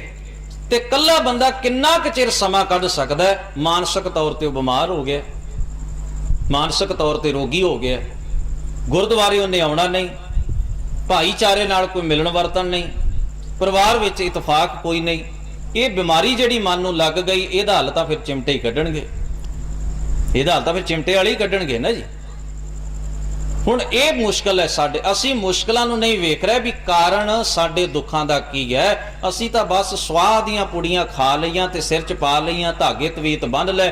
ਅਸੀਂ ਸੋਚਿਆ ਵੀ ਇਹਨਾਂ ਨਾਲ ਬੜਾ ਵੱਡਾ ਮਾਰਕਾ ਮਾਰਿਆ ਜਾਂਦਾ ਹੈ। ਗੁਰੂ ਨਾਨਕ ਸਾਹਿਬ ਦੀ ਮੈਂ ਗੱਲ ਤੁਹਾਡੇ ਨਾਲ ਸਾਂਝੀ ਕਰ ਰਿਹਾ ਸਾਂ ਵੀ ਗੁਰੂ ਨਾਨਕ ਮਹਾਰਾਜ ਸੱਚੇ ਪਾਤਸ਼ਾਹ ਨੇ ਉਹਨਾਂ ਪਠਾਨਾਂ ਨੂੰ ਆਖਿਆ ਵੀ ਬਾਬਰ ਹਮਲਾ ਕਰਨ ਵਾਲੇ ਬਚਾ ਲਓ ਆਪਣੇ ਮੁਲਕ ਨੂੰ। ਜੇ ਜਨਤਾ ਹੀ ਨਾ ਰਹੀ ਤੇ ਰਾਜ ਕਾਹਦੇ ਤੇ ਕਰਨਾ ਹੈ, ਤੇ ਜਨਤਾ ਨੂੰ ਬਚਾਉਣਾ ਤੁਹਾਡਾ ਫਰਜ਼ ਹੈ। ਉਹਨਾਂ ਨੇ ਇੱਕ ਅੱਗੋਂ ਟੋਟਕਾ ਸੁਣਾ ਛੱਡਿਆ, ਕਹਿਣ ਲੱਗੇ ਮਹਾਰਾਜ ਤੁਹਾਨੂੰ ਚਿੰਤਾ ਕਰਨ ਦੀ ਲੋੜ ਨਹੀਂ, ਸਾਡਾ ਰਾਜ ਹੈ, ਸਾਨੂੰ ਪਤਾ ਹੈ ਕੀ ਕਰਨਾ ਹੈ। ਆ ਜਿੰਨੇ ਪੀਰ ਫਕੀਰ ਨੇ ਨਾ ਅਸੀਂ ਇਕੱਠੇ ਕੀਤੇ ਨੇ, ਬੜੇ ਇਹਨਾਂ ਦੇ ਵਿੱਚ ਕਰਾਮਾਤੀ ਨੇ, ਰਿੱਧੀਆਂ ਸਿੱਧੀਆਂ ਦੇ ਮਾਲਕ ਨੇ, ਮੰਤਰ ਮਾਰਨ ਵਾਲੇ ਨੇ, ਇਹਨਾਂ ਨੇ ਸਾਰਾ ਕੰਮ ਸੰਭਾਲ ਲਿਆ। ਤੁਸੀਂ ਚਿੰਤਾ ਕਰਨ ਦੀ ਤੁਹਾਨੂੰ ਲੋੜ ਨਹੀਂ, ਤੁਸੀਂ ਆਪਣਾ ਕੰਮ ਕਰੋ। ਮੈਂ ਕਈ ਵਾਰ ਸੋਚਦਾ ਗੁਰੂ ਇਸ ਦੇਸ਼ ਨੂੰ ਜੇ ਮੁਗਲਾਂ ਦੀ ਗੁਲਾਮੀ ਤੋਂ ਬਚਾਉਣਾ ਸੀ, ਪਹਿਲਾ ਹੋਕਾ ਭਾਰਤ ਦੀ ਧਰਤੀ ਤੇ ਖਲੋ ਕੇ ਗੁਰੂ ਨਾਨਕ ਨੇ ਦਿੱਤਾ। ਤੇ ਜੇ ਮੁਗਲ ਰਾਜ ਦੀ ਇਸ ਧਰਤੀ ਤੋਂ ਜੜ ਪੁੱਟੀ ਹੈ ਤੇ ਉਹ ਵੀ ਗੁਰੂ ਨਾਨਕ ਸਾਹਿਬ ਦੇ ਪੈਰੋਕਾਰਾਂ ਨੇ ਪੁੱਟੀ ਹੈ। ਤੁਸੀਂ ਇਤਿਹਾਸ ਪੜ੍ਹ ਕੇ ਵੇਖੋ, ਬਾਬਰ ਦੇ ਹਮਲੇ ਦੇ ਸੰਬੰਧ ਵਿੱਚ ਜਿਹੜੇ ਸ਼ਬਦ ਨੇ ਉਹ ਵੀ ਗੁਰੂ ਗ੍ਰੰਥ ਸਾਹਿਬ 'ਚ, ਉਹ ਬਾਬਰ ਆਇਆ ਤੇ ਮੁਗਲ ਆਏ ਭਾਰਤ ਦੇ ਵਿੱਚ, ਬਾਬਰ ਆਇਆ ਤੇ ਮੁਗਲ ਸ਼ਾਹੀ ਆਈ। ਬਾਬਰ ਦੀਆਂ ਕਈ ਪੁਸ਼ਤਾਂ ਨੇ ਭਾਰਤ ਉੱਤੇ ਰਾਜ ਕੀਤਾ, ਤੇ ਜੇ ਉਹਦੇ ਜ਼ੁਲਮ ਦੇ, ਮੁਗਲਾਂ ਦੇ ਜ਼ੁਲਮ ਦੇ ਰਾਜ ਦੀ ਜੜ ਕਿਸੇ ਨੇ ਪੁੱਟੀ, ਉਹ ਵੀ ਗੁਰੂ ਨਾਨਕ ਸਾਹਿਬ ਜੀ ਦੇ ਪੈਰੋਕਾਰਾਂ ਨੇ ਪੁੱਟੀ। ਤੇ ਇਸ ਦੇਸ਼ ਵਿੱਚ ਰਾਜ ਕਰਨ ਵਾਲੇ ਤੁਸੀਂ ਅੰਦਾਜ਼ਾ ਲਾ ਲਓ ਕਿੰਨੀ ਕੁ ਅਕਲ ਦੇ ਮਾਲਕ ਹੋਣਗੇ ਜਿਨ੍ਹਾਂ ਸਮੇਂ ਸਿਰ ਗੁਰੂ ਨਾਨਕ ਸਾਹਿਬ ਜੀ ਦੀ ਗੱਲ ਸੁਣੀ ਨਹੀਂ। ਵੈਸੇ ਔਖਾ ਹੁੰਦਾ ਹੈ ਨਾ, ਖੁਰਾਕ ਭਾਰੀ ਹੁੰਦੀ ਹੈ, ਮਿਹਦੇ ਕਮਜ਼ੋਰ ਹੁੰਦੇ ਨੇ, ਸਮੇਂ ਸਿਰ ਪਚਦੀ ਨਹੀਂ, ਇਸ ਕਰਕੇ ਬਹੁਤੇ ਲੋਕ ਨਾ ਨੁਕਰ ਕਰਦੇ ਨੇ। ਬਹੁਤਾ ਸਿਆਣਾ ਬੰਦਾ ਵੀ ਬਹੁਤੇ ਕਮਲੇ ਬੰਦਿਆਂ ਦੇ ਵਿੱਚ ਆ ਜਾਏ, ਇਹ ਵੀ ਬੜੀ ਵੱਡੀ ਮੁਸ਼ਕਲ ਹੈ ਸਮਾਜ ਦੀ, ਬਹੁਤ ਵੱਡੀ ਮੁਸ਼ਕਲ ਹੈ। ਬਹੁਤਾ ਸਿਆਣਾ ਬੰਦਾ ਹੋਵੇ ਨਾ ਪਿੰਡ 'ਚ, ਲੋਕ ਉਹਨੂੰ ਕਮਲਾ ਕਹਿਣਗੇ, ਹਾਲਾਂਕਿ ਕਮਲੇ ਆਪ ਹੋਣਗੇ, ਕਹਿਣਗੇ ਉਹਨੂੰ ਕਮਲਾ। ਇਹ ਮੁਸੀਬਤ ਹੈ ਨਾ, ਕਿਉਂਕਿ ਉਹਦੀ ਸਿਆਣਪ ਬਹੁਤ ਅੱਗੇ ਦੀ, ਲੋਕ ਬਹੁਤ ਪਿੱਛੇ ਖੜੇ ਨੇ। ਕੋਈ ਆਖੇ ਭੂਤਨਾ ਕੋ ਕਹੈ ਬੇਤਾਲਾ, ਕੋਈ ਆਖੇ ਆਦਮੀ ਨਾਨਕ ਵਿਚਾਰਾ, ਭਇਆ ਦੀਵਾਨਾ ਸ਼ਾਹ ਕਾ ਨਾਨਕ ਬਉਰਾਨਾ, ਹਉ ਹਰ ਬਿਨ ਅਵਰ ਨਾ ਜਾਣਾ। ਸਿਆਣਪ ਦੇ ਕੋਟ ਗੁਰੂ ਨਾਨਕ ਮਹਾਰਾਜ। ਤੇ ਸਾਡੀ ਕੀ ਹਸਤੀ ਸੀ, ਅਸੀਂ ਸਾਡੇ ਪੁਰਾਣੇ ਲੋਕਾਂ ਨੇ ਆਖਿਆ ਨਾ, ਇਸੇ ਧਰਤੀ ਦੇ ਰਹਿਣ ਵਾਲੇ ਵੀ ਇਹ ਤਾਂ ਭੂਤਨਾ ਹੈ, ਬਤਾਲਾ ਐਵੇਂ ਤੁਰਿਆ ਫਿਰਦਾ ਹੈ, ਰਬਾਬ ਚੁੱਕੀ ਹੈ, ਨਾਲ ਇੱਕ ਬੰਦਾ ਲੱਭ ਗਿਆ। ਲੋਕਾਂ ਨੇ ਗੱਲਾਂ ਕਰਨ ਵਾਲਿਆਂ ਨੇ ਤਾਂ 100 ਗੱਲ ਕੀਤੀ। ਸਾਡੇ ਤੱਕ ਤਾਂ ਮਹਾਰਾਜ ਦੇ ਸ਼ਬਦ ਹੀ ਪਹੁੰਚੇ ਵੀ ਕੋਈ ਆਖੇ ਭੂਤਨਾ ਕੋ ਕਹੈ ਬੇਤਾਲਾ। ਤੁਸੀਂ ਅੰਦਾਜ਼ਾ ਲਓ, ਇਹ ਜਿਨ੍ਹਾਂ ਲੋਕਾਂ ਨੇ ਤਤੀਆਂ ਤਵੀਆਂ ਤੇ ਬਿਠਾ ਦਿੱਤਾ ਗੁਰੂ ਸਾਹਿਬ ਨੂੰ, ਉਹਨਾਂ ਨੇ ਗੱਲਾਂ ਕਰਨ 'ਚ ਕਿੰਨੀ ਕੁ ਕਸਰ ਛੱਡੀ ਹੋਏਗੀ? ਕੋਈ ਕਸਰ ਨਹੀਂ ਰਹਿਣ ਦਿੱਤੀ। ਪਰ ਗੱਲ ਇੱਕੋ ਹੀ ਹੈ ਵੀ ਉਹਨਾਂ ਦੇ ਅੰਦਰ ਸਿਆਣਪ ਹੱਦ ਦਰਜੇ ਤੇ, ਸਾਡੇ ਤਾਂ ਪੱਲੇ ਹੀ ਕੱਖ ਨਹੀਂ। ਅਸੀਂ ਰੂੜੀਆਂ ਤੇ ਦੀਵੇ ਜਗਾਉਣ ਵਾਲੇ, ਤੇ ਗੱਲਾਂ ਹੋ ਰਹੀਆਂ ਸਨ ਚੰਦਰਮਾ ਦੀਆਂ। ਸਾਡੇ ਪੇੜ ਪੱਲੇ ਕੱਖ ਪੈਂਦਾ ਨਹੀਂ ਸੀ। ਅਸੀਂ ਆਖਿਆ ਵੀ ਆਹ ਬੰਦੇ ਪਰੇਸ਼ਾਨ ਕਰਦੇ, ਪਹਿਲਾਂ ਇਹਨਾਂ ਦਾ ਇਲਾਜ ਕਰੋ। ਕੁਝ ਫਾਂਸੀਆਂ ਤੇ ਚਾੜ ਛੱਡੇ, ਕੁਝ ਗੋਲੀਆਂ ਨਾਲ ਟੁੰਬ ਦਿੱਤੇ ਗਏ, ਕਈਆਂ ਨੂੰ ਸਜ਼ਾਵਾਂ ਤੇ ਜੇਲ੍ਹਾਂ ਦੇ ਵਿੱਚ ਸੁੱਟ ਦਿੱਤਾ ਗਿਆ, ਕਈਆਂ ਨੂੰ ਕਤਲ ਕੀਤਾ ਗਿਆ। ਕਿਉਂਕਿ ਸਿਆਣਾ ਬੰਦਾ ਜਿਹੜਾ ਹੈ ਉਹਦੇ ਬਾਰੇ ਲੋਕਾਂ ਦੀ ਰਾਏ ਹੁੰਦੀ ਵੀ ਇਹ ਪਰੇਸ਼ਾਨੀ ਖੜੀ ਕਰਦਾ, ਇਹਦਾ ਕੁਝ ਇਲਾਜ ਕਰੋ। ਹੁਣ ਲੋਕਾਂ ਨੂੰ ਲੱਗਦਾ ਟੋਕਾ ਟਾਕੀ ਕਰਦਾ, ਗੱਲ ਉਹ ਆਪਣੇ ਵੱਲੋਂ ਸਿਆਣੀ ਕਰਦਾ ਵੀ ਉਹਦੀ ਭਾਵਨਾ ਇਹ ਥੋੜੀ ਆ ਵੀ ਮੈਂ ਲੋਕਾਂ ਦੇ ਨਜ਼ਰ 'ਚ ਬੁਰਾ ਬਣਾ। ਉਹਦੀ ਭਾਵਨਾ ਵੀ ਕਿਸੇ ਤਰ੍ਹਾਂ ਚਲੋ ਕਿਸੇ ਨੂੰ ਪਤਾ ਲੱਗ ਜਾਏ ਤੇ ਕਿਸੇ ਦਾ ਬਚਾਅ ਹੋ ਸਕਦਾ। ਪਰ ਸਿਆਣਪ ਦਾ ਮੁੱਲ ਪਾਉਣਾ ਵੀ ਹਰ ਇੱਕ ਦੇ ਵੱਸ ਦੀ ਗੱਲ ਨਹੀਂ ਹੁੰਦੀ। ਇਹ ਉਹਦੇ ਵੱਸ ਦੀ ਗੱਲ ਜਿਹੜਾ ਅੰਦਰ ਭੁੱਖ ਰੱਖਦਾ, ਸਿਆਣੇ ਬਣਨ ਵਾਸਤੇ ਯਤਨ ਕਰਦਾ, ਆਪ ਸੁਚੱਜਾ ਬਣਨ ਵਾਸਤੇ। ਤੇ ਤੁਸੀਂ ਵੇਖੋ ਤਾਰੀਖ ਇਤਿਹਾਸ ਦੇ ਵਿੱਚ ਸਭ ਤੋਂ ਬੱਜਰ ਜਿਹੜੇ ਤਸੀਹੇ ਸਨ, ਸਭ ਤੋਂ ਵੱਡੇ ਵੱਡੇ ਤਸੀਹੇ ਜਿਨ੍ਹਾਂ ਦਾ ਕਦੇ ਬੰਦੇ ਨੇ ਸੋਚਿਆ ਵੀ ਨਹੀਂ, ਉਹ ਪਤਾ ਕਿਹਨਾਂ ਨੂੰ ਮਿਲੇ? ਧਰਮੀ ਬੰਦਿਆਂ ਨੂੰ। ਕਾਤਲ ਬਚ ਜਾਂਦੇ ਨੇ, ਠੱਗ ਬਚ ਜਾਂਦੇ ਨੇ, ਚੋਰ ਬਚ ਜਾਂਦੇ ਨੇ ਸਜ਼ਾਵਾਂ ਤੋਂ, ਧਰਮੀ ਡਿੱਕੇ ਆ ਜਾਂਦਾ। ਸਭ ਤੋਂ ਵੱਧ ਸਜ਼ਾਵਾਂ ਧਰਮੀਆਂ ਨੂੰ ਮਿਲੀਆਂ। ਸਭ ਤੋਂ ਵੱਧ ਸਜ਼ਾਵਾਂ ਜਿਹੜੀਆਂ ਸਾਨੂੰ ਨੇਕ ਬੰਦਿਆਂ ਨੂੰ ਮਿਲੀਆਂ। ਤੁਸੀਂ ਅਰਦਾਸ ਵਿੱਚ ਪੜ੍ਹਦੇ ਹੋ, ਬਹੁਤਾ ਕਹਿਣ ਦੀ ਲੋੜ ਨਹੀਂ। ਜਿਨ੍ਹਾਂ ਸਿੰਘਾਂ ਸਿੰਘਣੀਆਂ ਨੇ ਧਰਮ ਹੇਤ, ਹੁਣ ਧਰਮ ਸੀ ਪੱਲੇ ਤੇ ਤਾਂ ਹੀ ਸਿਰ ਦੇਣੇ ਪਏ ਨਾ। ਜਿਹੜੇ ਬੰਦੇ ਨੇ ਅਧਰਮੀ ਦੀ ਹਾਂ 'ਚ ਵੀ ਠੀਕ ਹੈ ਜੀ ਠੀਕ ਹੈ, ਉਹਨੂੰ ਕੋਈ ਕਸ਼ਟ ਹੀ ਨਹੀਂ ਆਉਣਾ। ਕਸ਼ਟ ਤਾਂ ਉਹਨੂੰ ਆਉਣਾ ਜਿਹਨੇ ਕਹਿਣਾ ਵੀ ਨਹੀਂ ਮੈਂ ਅੱਜ ਸਮਝੌਤਾ ਕਰਕੇ ਆਉਣ ਵਾਲੀਆਂ ਨਸਲਾਂ ਨੂੰ ਤਬਾਹ ਨਹੀਂ। ਗੱਲ ਆ ਖਰੀ ਹੈ, ਤੁਸੀਂ ਮੰਨੋ ਭਾਵੇਂ ਨਾ ਮੰਨੋ, ਮਰਜ਼ੀ ਤੁਹਾਡੀ ਹੈ। ਕਸ਼ਟ ਤੇ ਉਹਨੂੰ ਆਉਣਾ ਜਿਨ੍ਹਾਂ ਸਿੰਘਾਂ ਸਿੰਘਣੀਆਂ ਨੇ ਧਰਮ ਹੇਤ ਸੀਸ ਦਿੱਤੇ, ਬੰਦ ਕਟਾਏ, ਖੋਪਰੀਆਂ ਲੁਹਾਈਆਂ, ਚਰਖੜੀਆਂ ਤੇ ਚੜੇ ਆਰਿਆਂ ਨਾਲ ਚਿਰਾਏ ਗਏ, ਗੁਰਦੁਆਰਿਆਂ ਦੀ ਸੇਵਾ ਲਈ ਕੁਰਬਾਨੀਆਂ ਕੀਤੀਆਂ, ਧਰਮ ਨਹੀਂ ਹਾਰਿਆ, ਸਿੱਖੀ ਕੇਸਾਂ ਸਵਾਸਾਂ ਨਾਲ ਨਿਭਾਈ। ਤਿਨਾਂ ਦੀ ਕਮਾਈ ਦਾ ਧਿਆਨ ਧਰ ਕੇ ਬੋਲੋ ਜੀ ਵਾਹਿਗੁਰੂ। ਇਹ ਕੇਵਲ ਸਾਡੀ ਅਰਦਾਸ ਵਿੱਚ ਹੈ ਕਿ ਅਸੀਂ ਉਹਨਾਂ ਮਹਾਨ ਧਰਮੀਆਂ ਨੂੰ, ਕੁਰਬਾਨੀਆਂ ਕਰਨ ਵਾਲਿਆਂ ਨੂੰ, ਸ਼ਹੀਦੀਆਂ ਦੇਣ ਵਾਲਿਆਂ ਨੂੰ ਅਰਦਾਸ ਵਿੱਚ ਰੋਜ਼ਾਨਾ ਯਾਦ ਕਰਦੇ। ਦੁਨੀਆ ਦੀ ਕਿਸੇ ਕੌਮ ਕੋਲ ਐਸੀ ਪ੍ਰੇਰ ਅਰਦਾਸ ਨਹੀਂ ਜਿਹੜੀ ਸਾਡੇ ਕੋਲ ਹੈ, ਜਿਹੜੀ ਸਾਡੇ ਕੋਲ ਹੈ। ਹੁਣ ਉਹਨਾਂ ਨੇ ਗੁਰੂ ਨਾਨਕ ਮਹਾਰਾਜ ਨੂੰ ਕਿਹਾ, ਕਹਿਣ ਲੱਗੇ ਜੀ ਤੁਸੀਂ ਚਿੰਤਾ ਨਾ ਕਰੋ, ਸਾਡੇ ਕੋਲ ਬੜਾ ਪ੍ਰਬੰਧ ਹੈ। ਹੁਣ ਬਾਬਰ ਨੇ ਹਮਲਾ ਕੀਤਾ, ਉਹ ਜਿੰਨੇ ਮੰਤਰ ਮਾਰਨ ਵਾਲੇ, ਕੋਈ ਕੁਝ ਕਰ ਰਿਹਾ, ਕੋਈ ਕੁਝ, ਕਪੀਰ ਫਕੀਰ ਲਿਆਂਦੇ, ਜੋਤਸ਼ੀ ਲਿਆਂਦੇ ਇਕੱਠੇ ਕਰਕੇ, ਇਹਨਾਂ ਨਾਲ ਕੀ ਬਣਨਾ ਸੀ? ਘੋੜੇ ਸਰਪੱਟ ਦੌੜਦੇ ਆਏ ਤੇ ਐਮਨਾਬਾਦ ਦੀ ਉਹਨਾਂ ਨੇ ਉਹ ਦੁਰਗਤ ਕੀਤੀ ਐ। ਇਹਨ ਮੌਕੇ ਦੇ ਉੱਤੇ ਫਿਰ ਪਠਾਨਾਂ ਨੇ ਆਪਣੀਆਂ ਜੰਗਾਲੀਆਂ ਕਿਰਪਾਨਾਂ ਕੱਢੀਆਂ ਮਿਆਨਾਂ ਦੇ ਵਿੱਚੋਂ, ਜਿਹੜੇ ਬਰੂਦ ਨੂੰ ਕਦੇ ਵੇਖਿਆ ਹੀ ਨਹੀਂ ਸੀ, ਕਦੇ ਉਹ ਬੰਦੂਕਾਂ ਜਿਹੜੀਆਂ ਜਿਨ੍ਹਾਂ ਦੀਆਂ ਨਾਲੀਆਂ ਹੀ ਕਦੇ ਸਾਫ਼ ਨਹੀਂ ਸੀ ਕੀਤੀਆਂ ਵੀ ਸਾਡੇ ਕੋਲ ਤਾਂ ਪੀਰ ਫਕੀਰ ਹੈਗੇ, ਸਾਨੂੰ ਕਾਹਦੀ ਚਿੰਤਾ ਹੈ। ਉਹ ਫਿਰ ਉਹਨਾਂ ਦੇ ਹੱਥਾਂ 'ਚ ਹੀ ਚਿੜ ਕਰ ਗਈਆਂ, ਚੱਲੀਆਂ ਨਾ। ਗੁਰੂ ਨਾਨਕ ਸਾਹਿਬ ਨੇ ਇਹਦਾ ਜ਼ਿਕਰ ਕੀਤਾ, ਉਨੀ ਹਸਤ ਚੜਾਈ, ਕਿਉਂਕਿ ਪ੍ਰਬੰਧ ਹੀ ਕੱਖ ਨਹੀਂ। ਸਾਰਾ ਭਰੋਸਾ ਵਹਿਮ ਭਰਮਾਂ ਦੇ ਵਸ ਉਹਨਾਂ ਚੀਜ਼ਾਂ ਤੇ ਕਰ ਲਿਆ ਜਿਨ੍ਹਾਂ ਦਾ ਫਾਇਦਾ ਨਹੀਂ ਸੀ ਹੋਣਾ। ਕਤਲਾਮ ਹੋਈ, ਹੱਦੋਂ ਵੱਧ ਦੁਰਗਤ ਹੋਈ। ਗੁਰੂ ਨਾਨਕ ਮਹਾਰਾਜ ਨੇ ਐਮਨਾਬਾਦ ਦੀਆਂ ਗਲੀਆਂ 'ਚ ਫਿਰ ਕੇ एक शब्द कहा भी ये हुण ऐमनाबाद घट ते मासपुरी ज़्यादा है, मास दीयां बोटियां खिलरियां ने, मासपुरी विच आक मसोला। ते उत्थे शब्द वरते कोटी हूँ पीर वर्जर हाय जा मीर सुनिया धाया, थान मुकाम जले बिज मंदिर मुछ मुछ कोयर रुलाया, कोई मुगल ना हुआ अंधा किने ना परचा लाया। ना कोई मुगल अन्ना होया, ना किसी नूं कोई रोक सकिया, एवें अफवाहां सन ते वहमां दे वस पै के इन्नी दुनिया मरवा छड्डी। क्योंकि वहम कदे बंदे नूं सुख नहीं दे सकदा।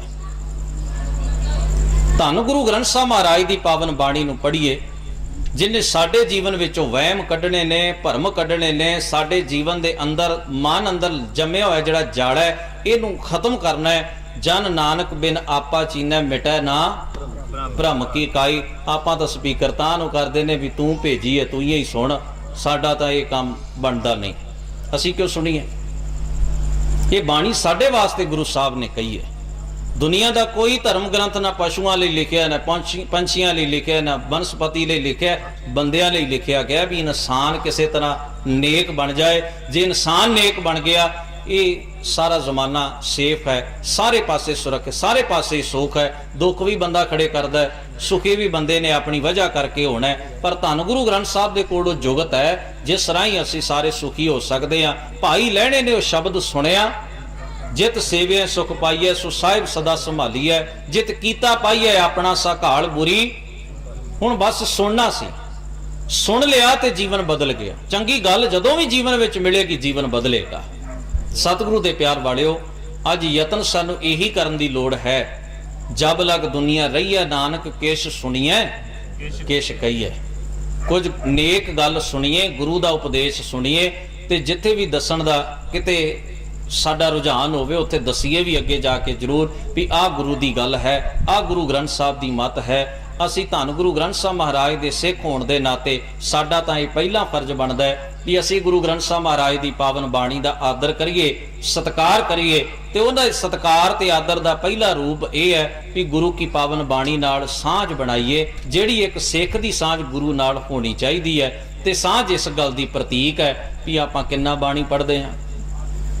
ਜਿਹੜੇ ਬੰਦੇ ਨੂੰ ਆਪਾਂ ਬੁਲਾਈਏ ਕੋਈ ਨਾ ਤੇ ਦਾਵਾ ਕਰੀ ਵੀ ਇਹਦੇ ਬਿਨਾ ਤਾਂ ਆਪਾਂ ਜੀ ਰਹਿ ਨਹੀਂ ਸਕਦੇ, ਕਿਹੋ ਜੀ ਸਾਂਝ ਹੋਵੇ ਜਿਹਦੀ ਗੱਲ ਸੁਣਨ ਤੋਂ ਆਪਾਂ ਦੂਰ ਭੱਜੀਏ, ਇਹ ਸਾਂਝ ਨਹੀਂ। ਇਹਦਾ ਮਤਲਬ ਸਾਂਝ ਟੁੱਟੀ ਹੋਈ ਹੈ। ਸਾਂਝ ਵਾਲੇ ਦੀ ਤਾਂ ਗੱਲ ਧਿਆਨ ਨਾਲ ਸੁਣੀ ਜਾਂਦੀ ਹੈ, ਸਾਂਝ ਵਾਲੇ ਕੋਲੋਂ ਸਲਾਹ ਲਈ ਜਾਂਦੀ ਹੈ, ਸਾਂਝ ਵਾਲੇ ਕੋਲ ਆਪਣਾ ਦੁੱਖ ਦੱਸਿਆ ਜਾਂਦਾ ਹੈ, ਸਾਂਝ ਵਾਲੇ ਕੋਲ ਆ ਕੇ ਆਪਣੀ ਖੁਸ਼ੀ ਸਾਂਝੀ ਕੀਤੀ ਜਾਂਦੀ ਹੈ। ਇਹ ਸਾਂਝ ਦੀਆਂ ਉਦਾਹਰਨਾਂ ਨੇ। ਜਿਹਦੇ ਨਾਲ ਸਾਂਝ ਨਾ ਹੋਵੇ ਉਹਨੂੰ ਦੱਸਿਆ ਨਹੀਂ ਜਾਂਦਾ ਵੀ ਕੀ ਮੁਸ਼ਕਲ ਹੈ, ਕੀ ਪਰੇਸ਼ਾਨੀ ਹੈ, ਉਹਨੂੰ ਨਾ ਕਵਾਇਆ ਜਾਣਾ, ਨਾ ਬੁਲਾਇਆ ਜਾਣਾ, ਨਾ ਮੱਥੇ ਲੱਗਿਆ ਜਾਣਾ। ਇਹ ਸਾਂਝ ਦਾ ਪਹਿਲਾ ਰੂਪ ਹੈ ਵੀ ਜੇ ਗੁਰੂ ਗ੍ਰੰਥ ਸਾਹਿਬ ਦੀ ਬਾਣੀ ਆਪਾਂ ਪੜ੍ਹਦੇ ਆਂ, ਸੁਣਦੇ ਆਂ, ਗੁਰੂ ਗ੍ਰੰਥ ਸਾਹਿਬ ਨੂੰ ਮੱਥਾ ਟੇਕਣ ਗੁਰਦੁਆਰੇ ਆਉਂਦੇ ਆਂ, ਗੁਰੂ ਗ੍ਰੰਥ ਸਾਹਿਬ ਦਾ ਆਦਰ ਕਰਦੇ ਆਂ, ਤਾਂ ਇਹ ਪਹਿਲਾ ਪ੍ਰਤੀਕ ਹੈ ਵੀ ਸਾਡੀ ਸਾਂਝ ਹੈ ਗੁਰੂ ਗ੍ਰੰਥ ਸਾਹਿਬ ਨਾਲ। ਇਹ ਸਾਂਝ ਸਾਨੂੰ ਬਣਾਉਣੀ ਪਵੇਗੀ। ਧੰਨ ਗੁਰੂ ਗ੍ਰੰਥ ਸਾਹਿਬ ਮਹਾਰਾਜ ਕਿਰਪਾ ਕਰਨ। मुकत ना पावे होर थैं कोई पुछो बबेकियां जाए, फिर मुकत पाए लाग चरनी सतगुरु शब्द सुनाए। कहे नानक विचार देखो विण सतगुर मुकत ना पाए। धन गुरु ग्रंथ साहब महाराज जो अमृत की वर्खा साडे उत्ते कर रहे ने, उस अमृत नूं चखण दा अपने अंदर हीया पैदा करिए, सुभाव पैदा करिए। दाता जी कृपा करन। इसे तरह रल मिल बैठ के आपां गुरु की पावन बाणी दीयां विचारां होर भी अजे श्रवण करनियां ने। बेनती करांगा ਗਿਆਨੀ ਸਰਬਜੀਤ ਸਿੰਘ ਜੀ ਧੁੰਦਾ ਆਪ ਜੀ ਦੇ ਨਗਰ ਵਿੱਚ ਆਏ ਨੇ। ਲੋਕ ਇਹਨਾਂ ਨੂੰ ਪੁੱਛਦੇ ਨੇ ਵੀ ਸਾਨੂੰ ਸਮਾਂ ਦਿਓ, ਆਪੇ ਹੀ ਚੱਲ ਕੇ ਤੁਹਾਡੇ ਪਿੰਡ ਆ ਗਏ ਤੇ ਪਤਾ ਨਹੀਂ ਕੀ ਵਜ੍ਹਾ ਹੈ ਕਿ ਤੁਸੀਂ ਆਪ ਹੀ ਖੁਦ ਜਿੰਨੀ ਹਾਜ਼ਰੀ ਹੋਣੀ ਚਾਹੀਦੀ ਸੀ ਹੈ ਨਹੀਂ। ਚਲੋ ਜਿੰਨੇ ਵੀ ਭਵਰੇ ਗੁਰੂ ਕੇ ਸ਼ਬਦ ਦੇ ਆਏ ਨੇ ਬਹੁਤ ਨੇ, ਇੰਨੇ ਹੀ ਬਹੁਤ ਨੇ। ਕੋਈ ਭੀੜਾਂ ਦੀ ਆਪਾਂ ਨਾ ਤਾਂ ਕੋਈ ਨੋਟਾਂ ਦਾ ਚੱਕਰ ਹੈ ਤੇ ਨਾ ਵੋਟ ਲੈਣੀ ਹੈ। ਇੱਥੇ ਤਾਂ ਗੁਰੂ ਦੀ ਗੱਲ ਚੱਲ ਰਹੀ ਹੈ। ਜਿਹੜਾ ਸੁਣੇਗਾ ਵਾਹ ਭਲਾ, ਜਿਹੜਾ ਨਹੀਂ ਸੁਣੇਗਾ ਭਾਈ ਉਹਦਾ ਵੀ ਆਪਣੀ ਮਰਜ਼ੀ ਹੈ। ਕਿਸੇ ਨੂੰ ਧੱਕੇ ਨਾਲ ਤਾਂ ਗੁਰੂ ਦੀ ਗੱਲ ਸੁਣਾਈ ਨਹੀਂ ਜਾ ਸਕਦੀ। ਪਰ ਚੰਗਾ ਹੁੰਦਾ ਜੇ ਸਾਰੇ ਮਾਈ ਭਾਈ ਰਲ ਕੇ ਇੱਥੇ ਇਕੱਤਰ ਹੁੰਦੇ ਤੇ ਗੁਰੂ ਕੀ ਗੱਲ ਸੁਣਦੇ, ਕਿਉਂਕਿ ਇਹ ਬਾਣੀ ਮਹਾਂਪੁਰਖ ਕੀ ਨਿਜ ਘਰ ਵਾਸਾ ਹੋਏ। ਇਹ ਕੋਈ ਨਾ ਮੇਰੀ ਗੱਲ ਹੈ, ਨਾ ਤੁਹਾਡੀ ਹੈ, ਨਾ ਕਿਸੇ ਹੋਰ ਦੀ ਹੈ, ਨਾ ਕਿਸੇ ਧੜੇ ਦੀ ਹੈ, ਗੱਲ ਤੇ ਗੁਰੂ ਦੀ ਹੈ। ਜਿਹੜਾ ਵੀ ਇਹਦਾ ਆਨੰਦ ਮਾਣੇਗਾ ਉਸੇ ਦਾ ਹੀ ਭਲਾ ਹੋਏਗਾ। ਬੇਨਤੀ ਕਰਾਂਗਾ ਗਿਆਨੀ ਸਰਬਜੀਤ ਸਿੰਘ ਜੀ ਧੂੰਦਾ ਆਪ ਜੀ ਦੇ ਨਾਲ ਬਾਣੀ ਦੀਆਂ ਵਿਚਾਰਾਂ ਸਾਂਝੀਆਂ ਕਰਨਗੇ। ਬੜੇ ਪਿਆਰ ਬੜੀ ਇਕਾਗਰਤਾ ਨਾਲ ਆਪ ਜੀ ਸਰਵਣ ਕਰੋ। ਜਿਹੜੀਆਂ ਸੰਗਤਾਂ ਪਹੁੰਚੀਆਂ ਨੇ ਭਾਈ, ਬਹੁਤ ਬਹੁਤ ਉਹਨਾਂ ਦਾ ਧੰਨਵਾਦ ਹੈ। ਆਪ ਜੀ ਨੇ ਆਪਣੇ ਕੀਮਤੀ ਰੁਝੇਵਿਆਂ ਭਰੇ ਸਮੇਂ ਚੋਂ ਸਮਾਂ ਕੱਢਿਆ। ਜਿਹੜੇ ਮਾਈ ਭਾਈ ਨਹੀਂ ਪਹੁੰਚੇ, ਮਹਾਰਾਜ ਕਿਰਪਾ ਕਰਨ ਉਹਨਾਂ ਦੇ ਅੰਦਰ ਵੀ ਐਸਾ ਸੁਭਾਅ, ਐਸਾ ਚਾਉ ਪੈਦਾ ਹੋਵੇ ਕਿ ਆਪਾਂ ਵੱਧ ਤੋਂ ਵੱਧ ਭਾਈ ਗੁਰੂ ਗ੍ਰੰਥ ਸਾਹਿਬ ਮਹਾਰਾਜ ਦੀ ਪਾਵਨ ਬਾਣੀ ਦੇ ਲਾਹੇ ਪ੍ਰਾਪਤ ਕਰ ਸਕੀਏ। ਫਤਿਹ ਬੁਲਾਓ। ਵਾਹਿਗੁਰੂ ਜੀ ਕਾ ਖਾਲਸਾ, ਵਾਹਿਗੁਰੂ ਜੀ ਕੀ ਫਤਿਹ।